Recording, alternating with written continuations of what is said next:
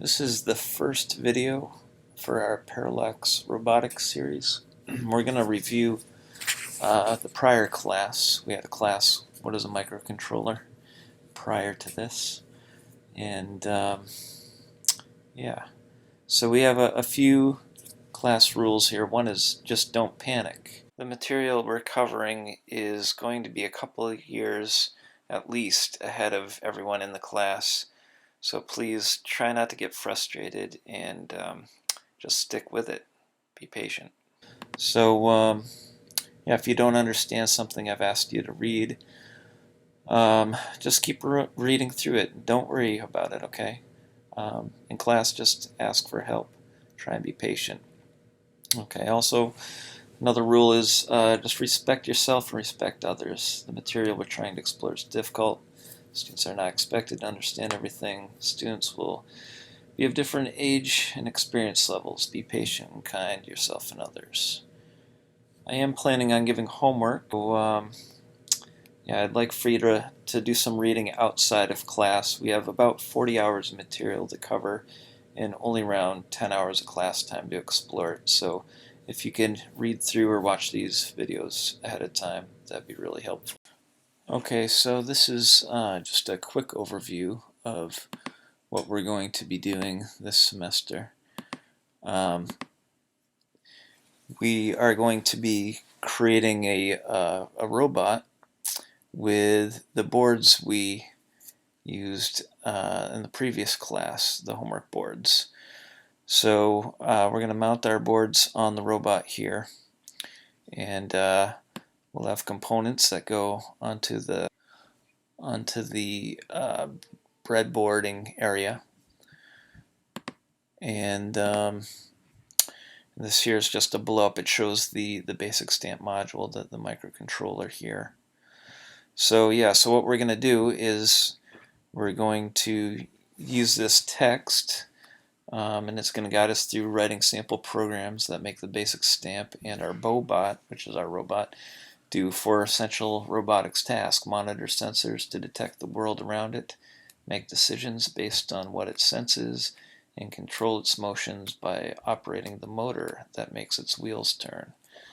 And it's going to exchange information with the roboticists, or us. So the programming language we'll be using is called PBasic, which is basically Parallax Basic. Parallax, the name of the company, and then beginners, all-purpose symbolic instruction code. Okay. So as a review, we can use the pause command. This is a basic stamp command to tell the microcontroller to wait before executing the next command. And the format is pause, and then we give a duration of how long to pause. The number that we put into the right of the pause command is called the duration argument, and its value tells the basic stamp, how long it should wait before moving to the next command. The units for the duration argument are thousandths of a second, or a millisecond.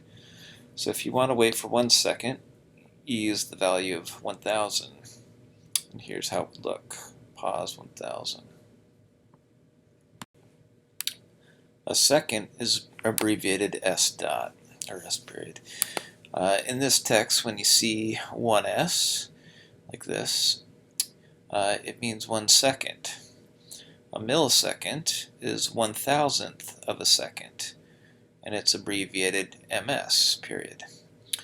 The command pause 1000 delays the program for 1,000 milliseconds, which is 1,000 1,000ths, or 1,000 over or divided by 1,000.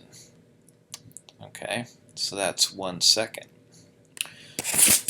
One of the best things about both computers and microcontrollers is that they never complain about doing the same things over and over again.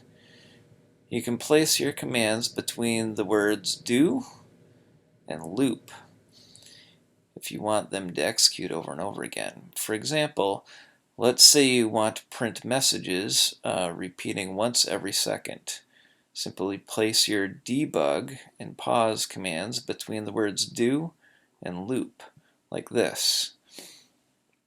So we have a do to start out our block of code here. Our block gets indented for the things that are going to be executed in between do and loop. So, yep, we do a debug, which prints out hello with a carriage return to put a new line on, and then we wait for 1 second, and that's just going to repeat over and over again here.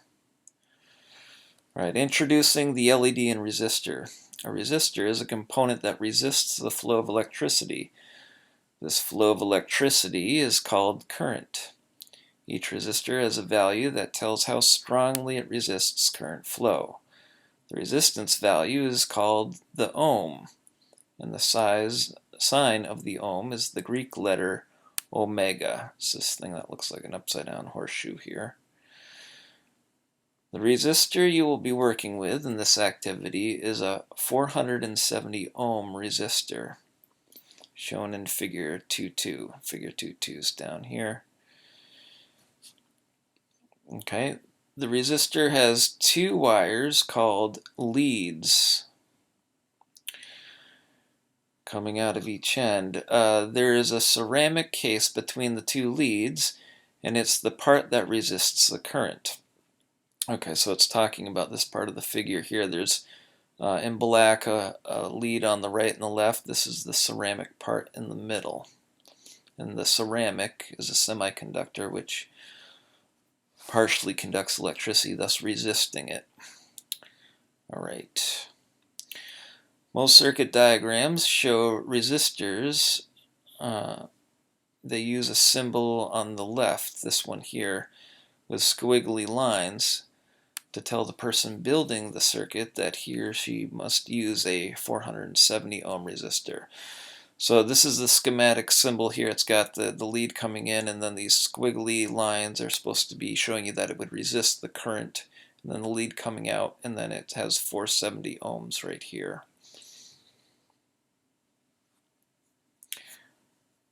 All right.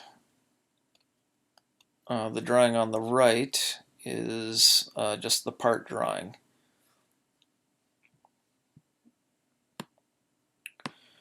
All right, the color-coded stripes indicate the resistance value. So on this resistor here, we have a yellow, violet, brown color coding. And then there is also a, it says silver or gold here at the end. So the way you read these is there are 3 colors, and then it will end with a gold. So if you keep the gold on the right, you can get these in the right order here. All right, so it doesn't tell us right here how to figure out the values of resistors, but there will be in the appendix, there is a way of showing you how to read the resistance values by colors.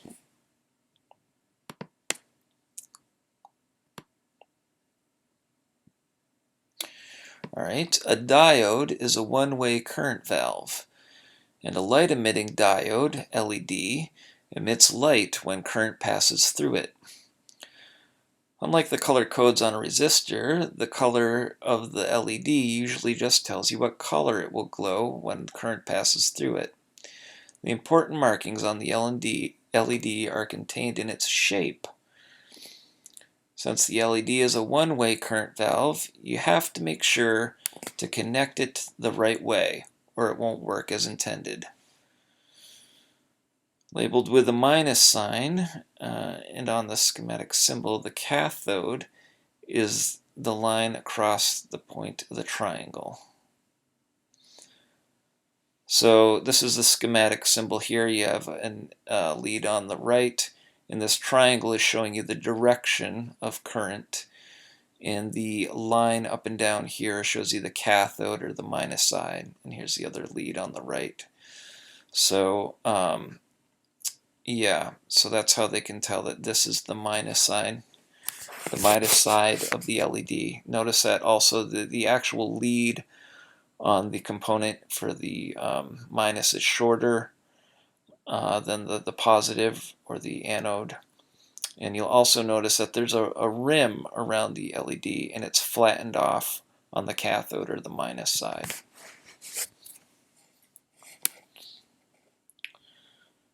All right. All right, so that's figure 2.3, an LED part drawing and schematic symbol.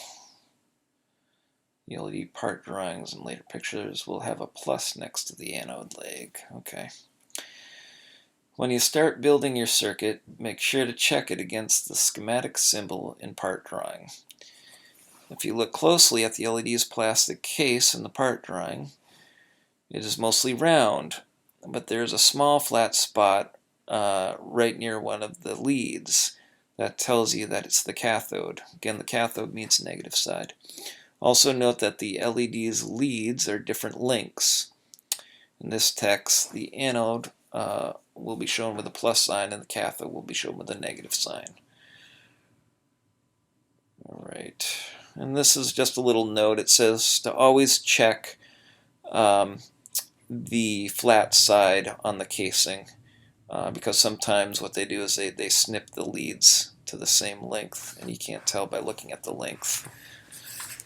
But apparently you can always tell by the flat spot on the case.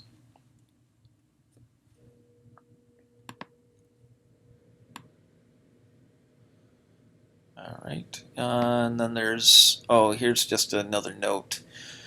All right, always disconnect the power to your board before building or modifying circuits. That's kind of important, okay? Especially when you've had code on your board and you put on a new circuit. So yeah, just make sure you disconnect the power first before you go and switch anything around. For some of our boards, there's going to be a switch to power it off, and on others, there will be a 9-volt battery, which we just have to unclip. All right, LED test circuits. If you completed what is microcontroller text, you're no doubt familiar with the first circuit shown in 2.4. Well, that's true for most of you guys, but some of you didn't have that class, so we'll just look through it quick. Right, the left side of this figure shows the circuit schematic. Okay, so here's the schematic here. We have pins 13 and pins 12. Those are actually connected back to our microcontroller. You can see them over here labeled on the left side of the breadboard, or the prototyping area.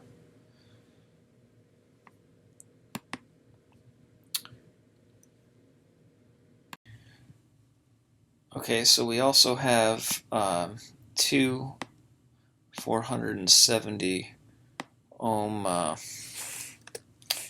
resistors here, and here's the actual components. So there they are in the schematic diagrams on the left, and over in the wiring diagram, or just the figure.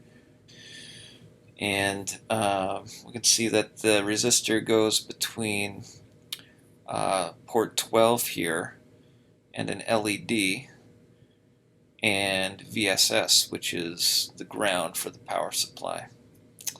And the other one, pin 13, goes through a resistor to another LED, again to ground. So we can see that on the other side of the resistor here, there is also LEDs connected in the same row of ports in the breadboard, or the prototyping area. So whenever you get two leads connected in the same row of ports, they're just electrically connected. It's as if you tied the leads together. So this second LED here, this guy here, and this resistor in pin 12, they're connected, and the first one is connected with one in 13. So what is an I/O pin? All right, the basic stamp has 24 pins, 16 of which are I/O pins. In this text, you will program the basic stamp to use I/O pins as outputs to make the LED lights turn on and off. Right, so I/O basically meaning input or output. Output can be an on or an off value, meaning the positive or negative side of the power supply. You can think of that as your battery. An input meaning a voltage value. So there are these 15 ports here on the left side of our prototyping area, and they connect back to our basic stamp, which is this guy here.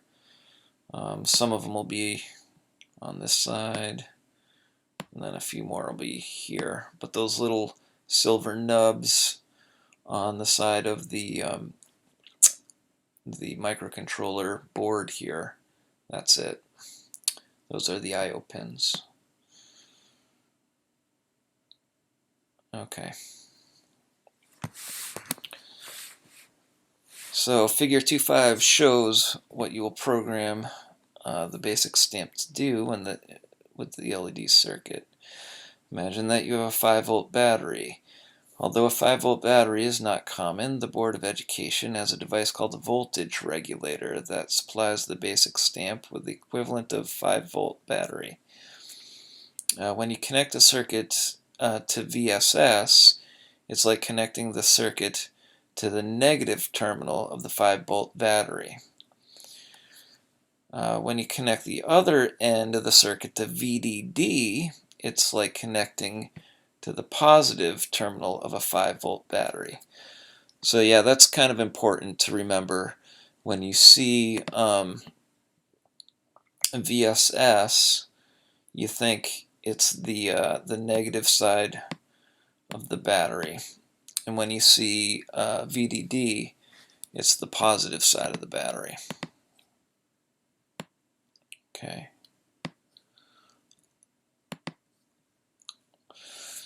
So, yep, here figure 2.5, it kind of shows that pretty well. So this is AA batteries.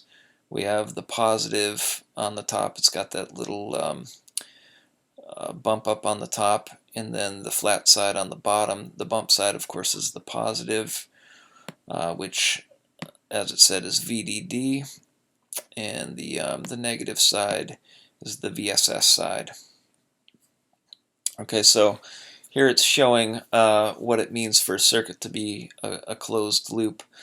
So we have this connection from the negative side of the battery going through the LED and all the way up through a resistor to the positive side of the battery. Because this circuit is a closed loop and it connects both the negative and the positive side of the battery, these electrons are going to flow, or this electricity is going to flow from the negative side of the battery to the positive. Now, in the case where both the LEDs, leads in the circuit here, both come in to the negative side of the battery, nothing's going to flow there. It's not a completed circuit. Basically, there's nothing to attract these negative particles out of the battery. When these two are connected, you have these positive particles up on the top half of the battery, and because opposites attract, the negative particles are going to flow out. The negative particles are going to flow out towards the top of the battery.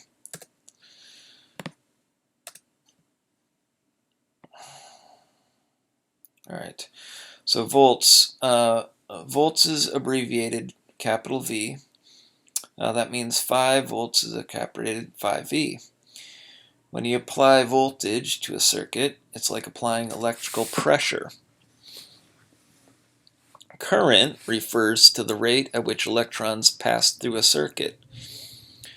You will often see measurements of current expressed in amps, which is abbreviated capital A. The amount of current an electrical motor draws is often measured in amps, for example 2 amps or 5 amps. However, the currents you will use on the Board of Education are measured in thousands of amps or milliamps. For example, a 10.3 milliamp passes through the circuit in figure 2.5. Okay, so there's this idea that volts has pressure or an instantaneous value of the charge of the battery, and the current is how many electrons are actually passing through over time.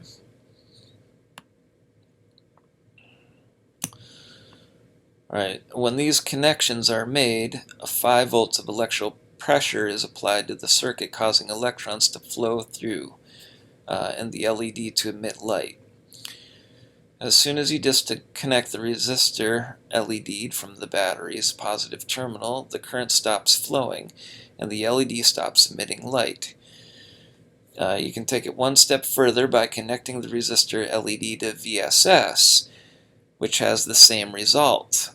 This is the action you will program with the basic stamp to make the LED turn on, emit light, and off to not emit light.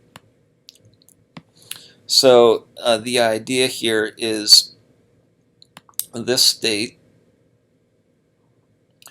we will control by setting our pin on the LED to the VSS or to a low value. So when we come here and look at this circuit, we're going to say, for example, pin 12, if we drive pin 12 to a low value, it's going to make this side of the circuit go to VSS as well. So low meaning VSS, you'd have VSS here and here on this side of the circuit. And in that case, the LED would not light up. And the other thing we can do, of course, is we can control the I/O pin so it's on. That didn't make a very nice circle. Alright.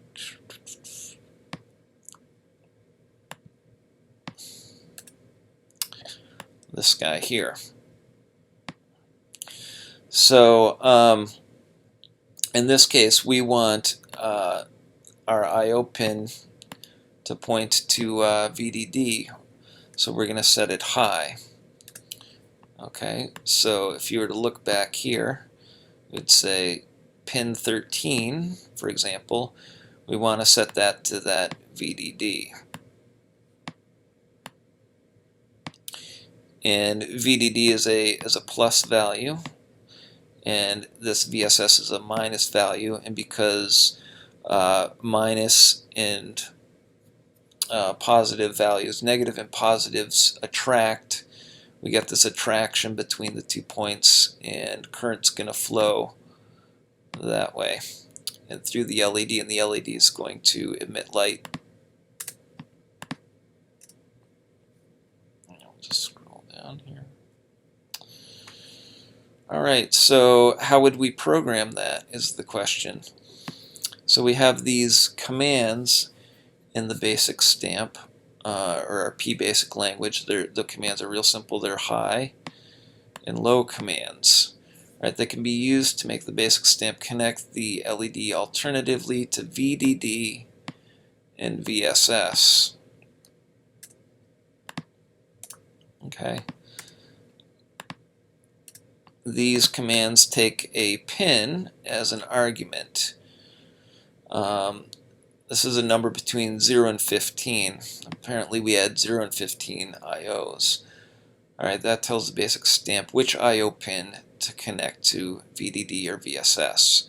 So here's the commands here, high and low, with the pin afterwards. So for example, to set it to VDD, we would say high 13. That would set pin 13 to VDD, or the positive side of the battery. Okay, let's see, it tells. And that, of course, if with our circuit, would turn the LED on. Likewise, if we said low 13, then it tells the basic stamp to connect pin 13 to VSS, and that's the negative side of the battery, okay? And that would turn the LED off. So again, a VSS negative side, we would do that with the low command. So we would say like low 13, or we would say high 12 here, and that would control the flow of electricity through the circuit. And I hope that made sense about the positive and negatives having to be connected together in order for your attraction between the opposites, positive and negative, attract to each other. Like values would repel, so two negatives would repel, and nothing would come out of the battery, of course, because there'd be no attraction. Okay. So this is just a little example program down here that they give, and it basically uses our do loop construct. We turn the LED on 13. We wait half a second.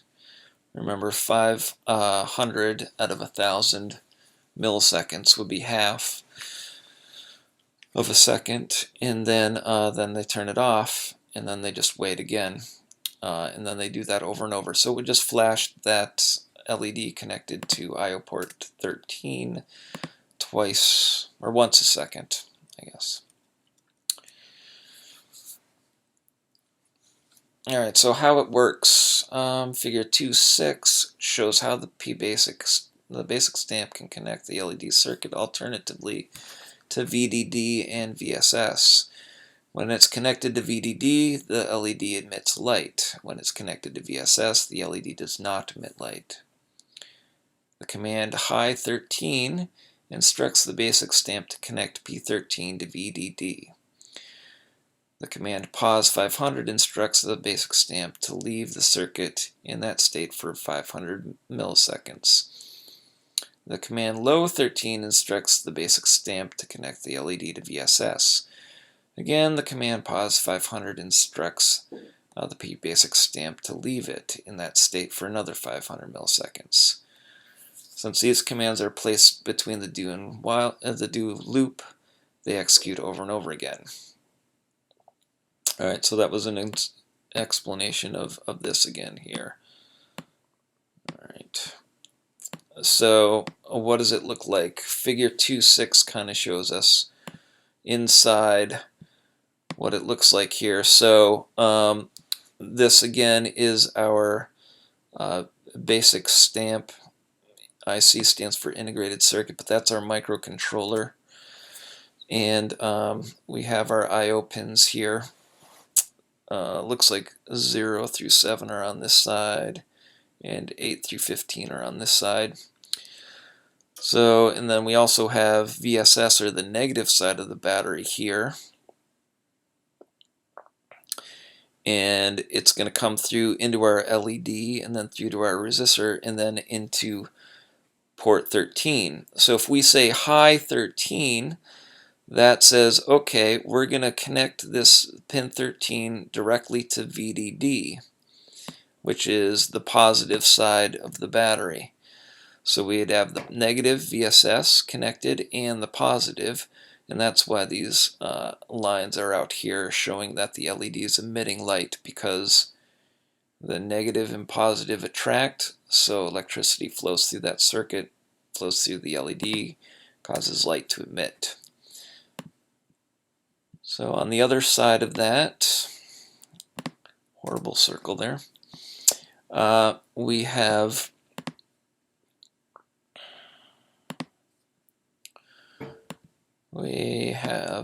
this scenario. This scenario again, we have the negative side of the battery hooked up, and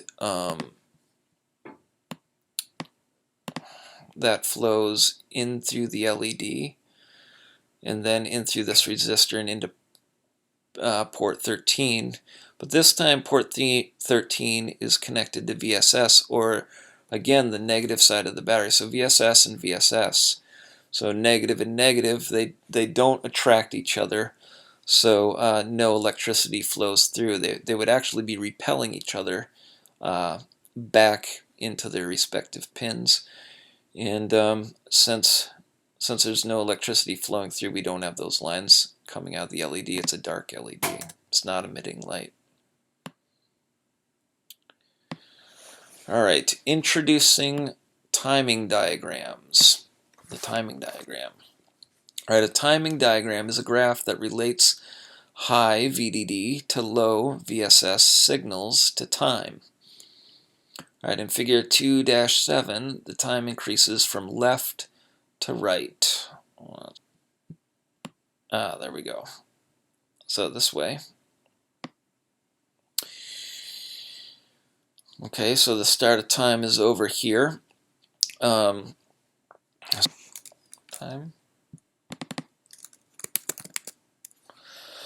And then we have volts up here on the y-axis.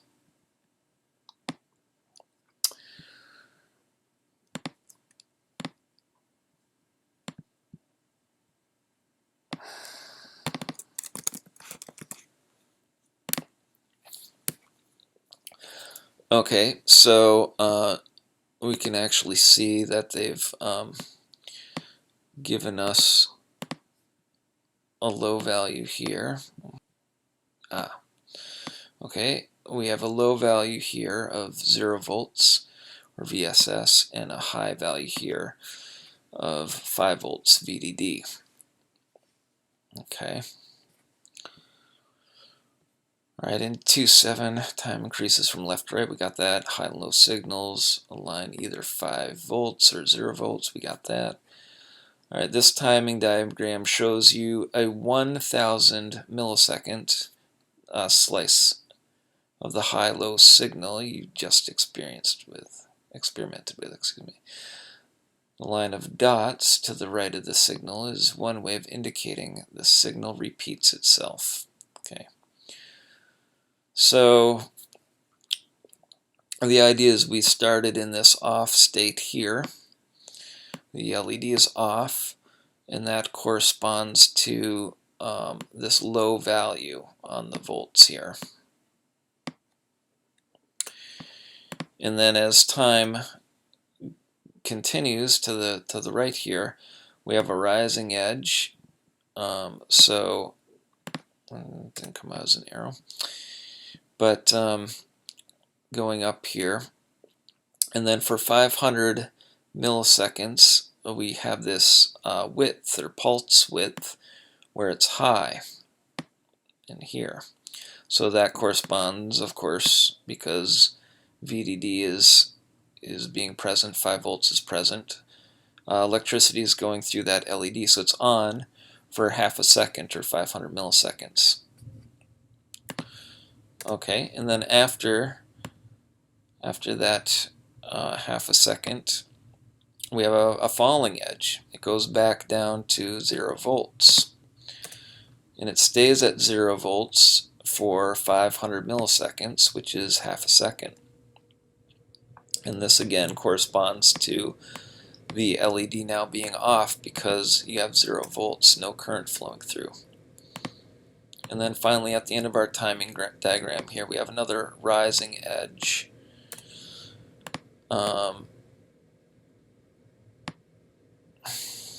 I can't get those arrows right. And then it stays high here for a while, again corresponding to our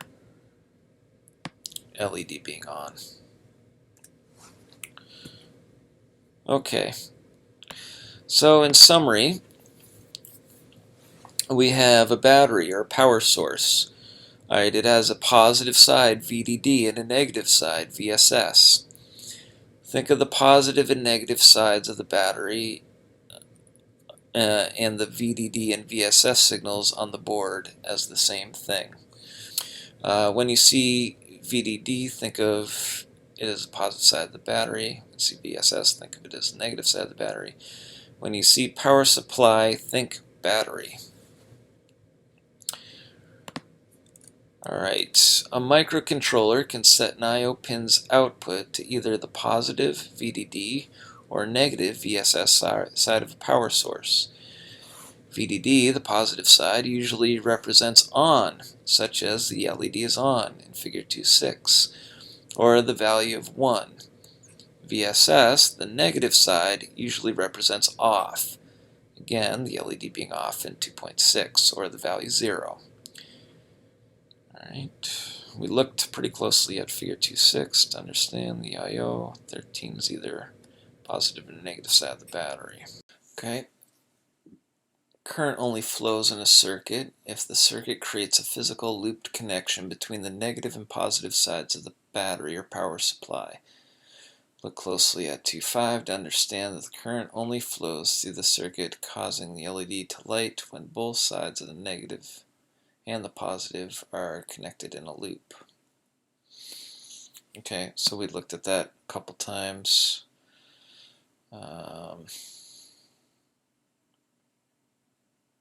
Yep.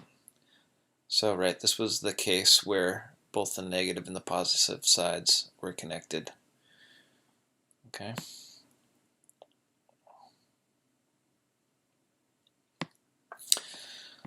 High pin, that command causes the pin to be tied to a positive side of the battery.